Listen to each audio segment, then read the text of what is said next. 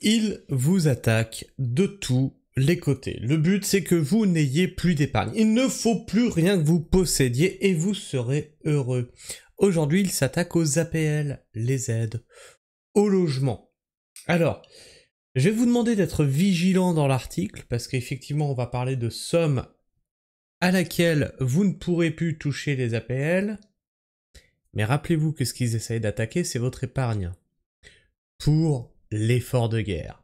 Et vous allez voir comment, en levant le lièvre des APL, on voit comment qu'ils essayent de traquer votre épargne absolument partout. C'est confirmé, il sera désormais impossible de toucher les APL si vos comptes en banque dépassent cette somme en 2025. Alors, est-ce que ça s'appliquera à tout le monde ou seul à une catégorie de la population parce que les autres, ils ont déjà été trop stigmatisés, oui. Oui, c'est du... Oui, le racisme systémique anti-blanc, oui. Anti-français, oui. Donc ça a été publié le 20 mars 2025, ça m'a été envoyé par un abonné. Et donc on va en faire le React. APL 2025, c'était dans le projet de loi 2025 auquel le Rassemblement National ne s'est pas opposé, hein, je le rappelle. APL 2025, un seuil d'épargne strict remet en question l'accès aux aides au logement. Un vent de changement souffle sur les aides au logement et ses conséquences pourraient bien redessiner le paysage social français. Alors que le gouvernement affine ses critères d'attribution, une question brûlante émerge sur l'APL. Comment concilier équité et rigueur budgétaire? Bon, on va traquer les pauvres. Rigueur budgétaire, ça serait bien de commencer par l'État, non? Ah non, à faire des économies au sein de l'État? Oh non! Oh non, quand même pas! Oh, il la cantoche! Oh bah non! Dans l'ombre des comptes d'épargne et des patrimoines immobiliers, un seuil invisible se profile prêt à exclure des milliers de ménages d'un dispositif devenu incontournable. Préparez-vous à découvrir les rouages d'une réforme qui promet de faire couler beaucoup d'encre. APL 2025, le seuil qui change tout.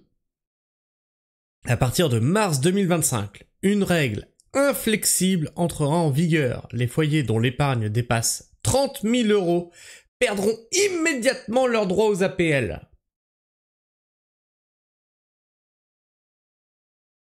Ah, vous allez me dire, ouais, mais s'ils ont 30 000 € de côté, ça veut dire que c'est bon, ils ont de l'argent. Alors là, je t'arrête tout de suite, parce que là, ça veut dire deux choses, les gars. Ça veut dire que les mecs, ils scrutent vos comptes en banque. On arrive au modèle chinois. Plus rien n'est privé. Rappelle que pour fin 2025, début 2026, ils veulent nous mettre l'euro numérique. Je vais pas le traiter parce que l'actualité est dense, mais il en va de même pour les retraites. Ils vont scruter les comptes en banque des retraités. Pour voir si ça justifie bien d'avoir la retraite qu'ils ont. Vous voyez où on en arrive? Ah, ça, pour traquer le bas peuple, il y a des moyens. Pour diminuer les émoluments, les retraites énormes que nos chers ministres se font sur nos dos, alors là, hein, oh bah non, faut pas toucher. Et tu vas me dire 30 000 € c'est énorme. Bon, je vais te donner un cas particulier. Le mec se fait virer de son entreprise. Il a de l'ancienneté, etc., etc. Ça va très vite d'avoir 30 000 balles parce qu'une entreprise, elle ferme. Paf! Plus le droit aux APL. Ça veut pas dire que t'es riche. T'es toujours dans la même merde. Toujours dans la même merde. Et encore plus parce que t'as plus de boulot. Mais paf, plus le droit aux APL. Ok. Il m'était arrivé, quand j'étais jeune, d'avoir plus de 30 000 € sur mon compte en banque. Eh oui. D'économie de toute une vie de smicard. Ce qui m'a permis de lancer le projet de maraîchage que j'ai actuellement, sans aller emprunter de l'argent. J'avais 20 000 balles de côté.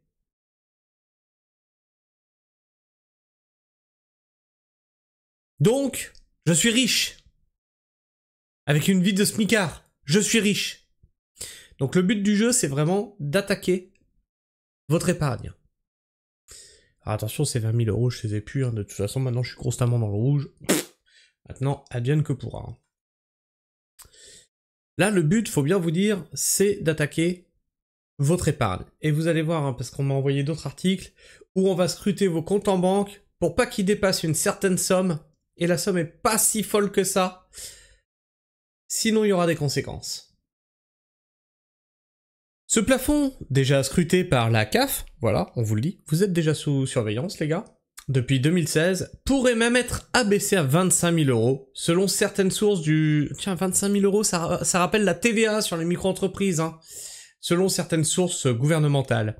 Une évolution qui place les livrets A, 22 950 euros, et LEP, 10 000 euros, au cœur des préoccupations des ménages. Chaque euro supplémentaire devient désormais un risque potentiel. De toute façon, ça, ils veulent vous l'arracher. Les livrets A, etc. Investissez dans de l'or. Ça fait des années que les économistes vous le disent. Investissez dans de l'or.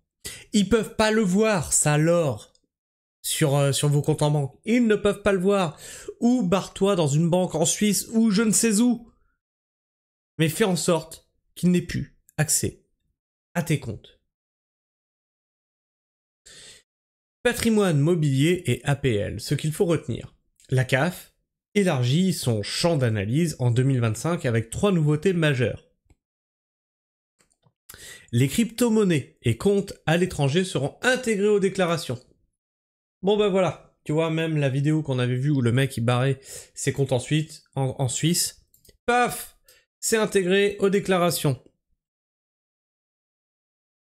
Mais normalement, la Suisse, elle communique pas sur les comptes. Donc comment ça va se passer? Ah.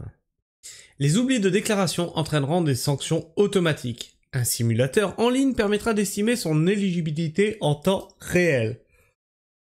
Cette transparence forcée vise à éliminer les failles du système actuel. Ah, les failles du système actuel. Non, ça c'est votre excuse. Cette transparence forcée vous permet de traquer des pauvres. C'est marrant parce que la transparence, vous l'avez pas.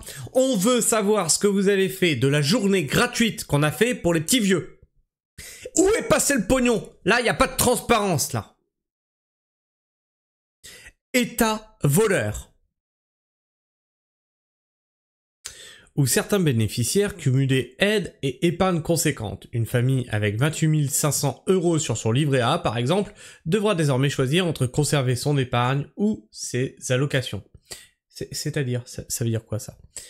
Elle est bizarrement tournée cette phrase. Devra choisir entre conserver son épargne ou ses allocations. Tu veux qu'il fasse quoi de son épargne? Est-ce que tu voudrais pas qu'il l'investisse dans la défense des fois? Non, je pose des questions là, je m'interroge. Elle est bizarrement tournée cette phrase. L'immobilier, l'angle mort des APL. Contrairement aux idées reçues, les propriétés secondaires ne seront pas épargnées. Un studio de 25 mètres carrés en province ou une location saisonnière en montagne pourrait suffire à exclure un ménage du dispositif. En même temps, si t'as un logement ailleurs, est-ce que t'as besoin d'APL? C'est bizarre, oui, effectivement.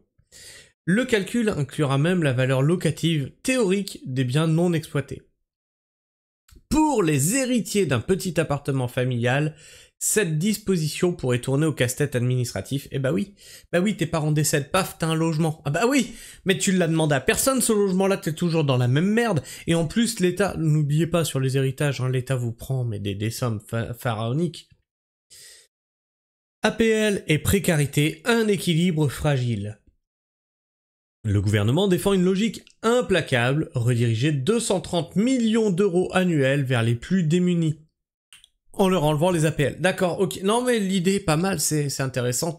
C'est pourquoi? C'est pour la gaieté lyrique? C'est pour quel démunis dont tu nous parles? Des mineurs isolés de 45 ans? Comment ça se passe? Pourtant, des voix s'élèvent contre un seuil perçu comme arbitraire. Une enseignante célibataire avec 29 000 € d'économie, somme modeste pour prévoir sa retraite. Et oui, ça aussi, vous le prenez pas en compte. Comme je vous ai dit, moi j'avais réussi à mettre, à un moment j'avais plus de 30 000 € de côté, économiser sur une vie de smicard. C'est-à-dire que derrière, moi je fais des sacrifices. C'est-à-dire que j'ai pas une vie, tu vois, où je sors tous les soirs, tu vois. Que j'ai mis de l'argent de côté. Ça aurait pu servir pour ma retraite. Bon, bah ça a servi pour lancer mon activité de maraîchage. Du coup, tu ne peux même plus économiser pour ta retraite. Très intéressant. Se retrouverait ainsi privé d'aide, un paradoxe qui questionne la notion même de précarité dans la France des années 2020. Les 3 étapes pour éviter la suspension. Un audit financier express, comparer votre épargne totale au nouveau plafond avant janvier 2025. Nettoyage ciblé, clôturer les livrets superflus ou transférer des fonds vers des placements non comptabilisés, assurance vie, PER. Alors l'assurance vie, n'allez surtout pas là-dessus. Oh, non, n'allez surtout pas là-dessus. C'est là-dessus justement qu'ils vont vous niquer. Tu vois qu'ils essayent de te diriger vers un nom. Et dès qu'on essaie de te diriger vers quelque part, n'y va pas. Dialogue anticipé. Contactez votre conseillère CAF dès un doute sur votre déclaration. Ces actions, bien que chronophages, pourraient sauver des centaines d'euros mensuels pour les ménages à la limite. Les pièges à éviter absolument. Certaines situations transforment la réforme en véritable parcours miné. Un héritage imprévu, voilà, on en a parlé, faisant basculer l'épargne totale.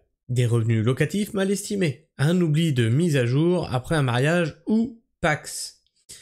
Un cas concret, un couple ayant reçu 8 000 € de ses parents pour un projet immobilier pourrait voir ses APL suspendus si son épargne existante atteignait déjà 22 000 €. Ah oui, il passe les 30 000 €. Donc là c'est pareil, tu mets 22 000 € pour un projet pour te lancer dans la vie, pour acheter un bien immobilier, etc. On te prête 8 000 €, tes parents te prêtent 8 000 €, ça te fait 30 000 €. Paf, tu peux lancer la construction d'une maison en faisant un petit emprunt et tout. Bah bingo. Mais le temps que ta maison est en construction, t'es toujours pas plus riche qu'avant. Et tu dois bien loger quelque part, tes APL dans le cul. T'as les APL dans le cul. Face à ce bouleversement, adapter son budget devient crucial. Les experts recommandent de plafonner volontairement son épargne liquide. Sois pauvre et reste-le. Ah, surtout, n'essaye pas de t'en sortir. On aime les pauvres en France. Très pauvres. Très très pauvres. Si tu pouvais même aller faire les poubelles, ça nous arrangerait. D'investir dans des placements exonérés, PEA, immobilier locatif. Bah non, même l'immobilier, il est considéré dans le calcul, vous êtes con. De renégocier ses charges fixes, assurance, crédit. En gros, il te dit, bah t'as qu'à mieux gérer tes comptes. Une mère de famille témoigne, j'ai dû revendre une partie de mes actions pour rester sous le seuil. Ah. Attends. T'avais des actions. Ok. Ok, non, mais oui, les pauvres ont changé quand même. Dur mais nécessaire pour garder les 180 € mensuels d'APL. T'avais des actions. Il y a que moi que ça choque là. Elle avait des actions. Enfin, bref. APL 2025. Entre justice sociale et casse-tête financier, cette réforme cristallise un dilemme moderne. Comment protéger les plus fragiles sans pénaliser l'épargne populaire? Ils n'en veulent plus d'épargne. Ils vont vous la piquer par tous les moyens. C'est flagrant. Pour des milliers de Français, les prochains mois seront consacrés à une comptabilité minutieuse. Euro après euro, reste à espérer que ce nouveau seuil ne devienne pas à terme un obstacle insurmontable pour les classes moyennes. L'enjeu dépasse les chiffres, c'est la conception même de la solidarité nationale qui se joue ici. Alors justement, parlons-en de la solidarité nationale qui se joue ici. Alors vous savez que, parce que beaucoup vont me dire « Oh bah tant mieux, comme ça on aura moins de choses à payer pour ceux qui profitent du système et les APL. » Le problème, c'est que on attaque les acquis sociaux. Les acquis sociaux qui se sont faits grâce à des luttes syndicales, des luttes ouvrières, des luttes sociales. On a eu ces acquis sociaux. On est en train de les attaquer, on est en train de dire, voilà, tous les acquis sociaux, de toute façon, vous l'avez dans le cul, et puis, etc., etc. Donc, moins de le RSA dans le cul, le chômage dans le cul, les APL dans le cul, les retraites, ça va être attaqué aussi. Mais de l'autre côté, toi, salarié, tu payes des choses, tu vois, pour le chômage, pour la sécu, pour les anciens, etc., etc. Est-ce que tu crois que ça va diminuer? Est-ce que tu crois que ça va être dégrévé de ton salaire? Est-ce que tu crois que l'entrepreneur va ne plus être taxé entre 60 et 75% de son chiffre d'affaires? Non. Au contraire, on rajoute encore des charges sur les salariés, on rajoute encore des charges sur les entrepreneurs. Et on baisse les acquis sociaux, on baisse les services civils, hôpital, école, etc., etc. L'entretien des routes. Il y a vraiment un truc qui ne marche plus dans ce système. Et tout le monde dort. On est sur la fin de l'article. Je sais pas ce que tu penses de tout ça, moi je trouve que c'est révoltant. Ça serait dans un cadre où on te dit on fait ces économies-là pour permettre à ceux qui payent, parce que bah oui, les entrepreneurs, les salariés, etc., ça c'est tiré de leur poche, à ceux qui payent de payer moins et de gagner en pouvoir d'achat. Non, c'est pas comme ça que ça marche. C'est pas comme ça que ça marche. L'entrepreneur paiera toujours autant, le salarié paiera toujours autant de charges pour aller nourrir un état obèse qui fera, vous savez, ce fameux ruissellement qui fera ruisseler vers les plus démunis de moins en moins. Je sais pas ce que tu penses de tout ça, je pense que je vais avoir de tout dans les commentaires, ceux qui seront ravis que les APL disparaissent, et ceux qui seront dépités que les APL disparaissent, et moi en fait je m'en fiche. En réalité, ça me désole, ça me désespère parce que ça ne marche pas. Tu vois bien que c'est fait à dessein pour attaquer l'épargne. Je m'en fiche parce que ma situation est escalée et j'attends plus rien de ce système, j'attends plus rien de cet état. Je me démerde sans lui. C'est pour ça que j'ai un projet qui va dans le sens d'une autonomie, quitte à devoir tout vendre. J'en ai rien à foutre. Vivre dans une caravane, vivre dans un van. Je m'en fous. Je suis libre. Demain peut m'arriver la pire des merdes, j'en ai rien à foutre. Je revends ma baraque, je me barre, je vais sur les routes. Je continuerai à faire des vidéos comme ça avec mon smartphone, puis on rigolera. Non mais vraiment, moi je pense que la problématique c'est qu'on s'enfonce dans une spirale de... Tu vois, on voit toujours tout en noir. Moi ça me fait rire. Comme je te dis, on va rigoler. Oh bah vaut mieux en rire, parce que si t'es constamment en train d'en pleurer, tu t'en sors plus. Puis regarde, moi je vois le bon côté des choses. C'est pas parce que je perds tout que je suis mort. J'irai sur les routes. Ce sera rigolo, ce sera une nouvelle vie. On va découvrir des choses. Allez, dis-moi ce que t'en penses dans les commentaires, partage-moi ton avis, ton opinion. Et abonne-toi si tu es encore là en fin de vidéo et n'hésite pas à vérifier que tu l'es toujours puisque YouTube en désabonne certains d'entre vous bien malgré moi. Et partage cette vidéo autour de toi, surtout si tu connais des personnes qui touchent les APL. Attention, son épargne est en danger, montre-lui cette vidéo, partage autour de toi, like cette vidéo, ça permet qu'elle soit plus visible dans les algorithmes de YouTube, et ça m'encourage à continuer le travail d'information que je fais sur cette chaîne. Sur ce, moi je vous fais la bise, prenez soin du sol, et restez pragmatique. Ciao.